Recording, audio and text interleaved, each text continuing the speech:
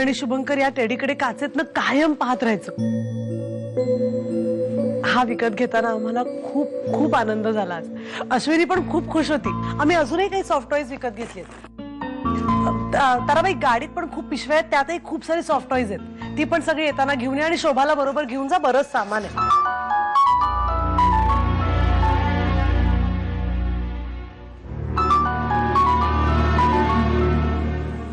Hello Shubhu, Shubhu, आज मी तो teddy विकत घेतला.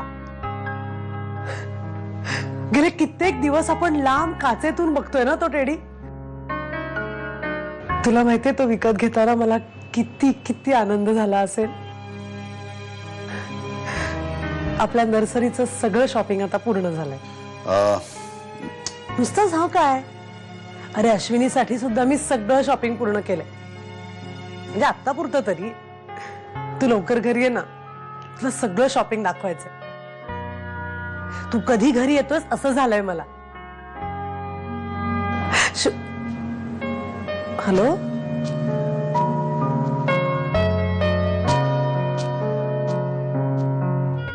मिरचीचं आहे, हे आंब्याचं आहे, हे टोमॅटोचं आहे, हे लिंबाचं आहे. लिंबाचं गोड पण आहे आणि साधं पण आहे. हल्ली लोणची मिळणं किती सहज झालंय ना नमिता. आम्ही लहान होतो ना तेव्हा लोणचं घालणं म्हणजे एक सोहळा असायचा बरं का. अर्थात खूप मजा असायची. मोठ्या मोठ्या चिनी मातीच्या बरण्या असायच्या आणि त्यावर बांधायला तलम मलमलीचा दादरा असायचा. मसाल्याचा इतका घमघमाट सुटायचा. आई पण लोणचं घालतात दरवर्षी. खूप चव आहे आईंच्या हाताला. खास करून ना लिंबाचं लोणचं. म्हणजे लिंब निवडण्यापासून सगळं अगदी खास असतं. तू आज कसा लवकर आलास? अरे आमचं कामच तसं असतं. इतर बाबांसारखा तुझा बाबा नोकरी नाही करत. नोकरीमध्ये कसं टायमिंग फिक्स असतं, पण आमच्याकडे शूटिंगला कधी 12 तास शूटिंग चालतं, कधी 2 तासच चालतं, कधी नसतंच. मज्जा आहे ना? अरे मज्जा तर आहेच, पण वेळेचा काही भरोसा नाही ना रे. बघ माझा हात जरा. आता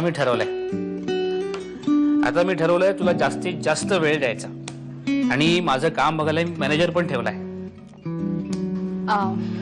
मिहीर, माझा जरा फोन चार्जिंगला लावशील? ड्रॉवर मधनं घे हा चार्जर. थँक्यू.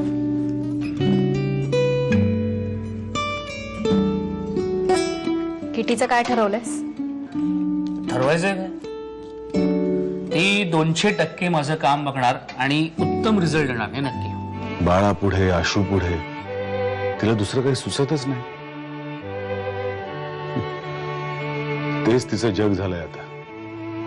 कारण या जगाची तिने खूप वाट पाहिली शुभंकर. आणि हे जग आपल्या मुठीतून निसटून तर जाणार नाही ना. या सुप्त भीतीपोटी हे नवं चिमुकलं जग हातात घट्ट पकडून ठेवलंय तिनं. तुझ्या आणि माझ्या इमोशन्स मध्ये, रिॲक्ट होण्याच्या पद्धतीमध्ये फार फरक आहे. पण तुला एक गोष्ट सांगते, तुझे हे असं चोरासारखं जगतेस ना, त्याने माझ्या काळजाला खरंच खूप त्रास होतो. हे बघ, मी माझ्यासारखं तू जगाला फाट्यावर मार असं नाही म्हणणार ग, पण जरा मोकळपणाने बोलायला शिक. तुझ्या आतला जो गिल्ट आहे ना, तो बाहेर काढून स्वतःवर प्रेम करायला शिक.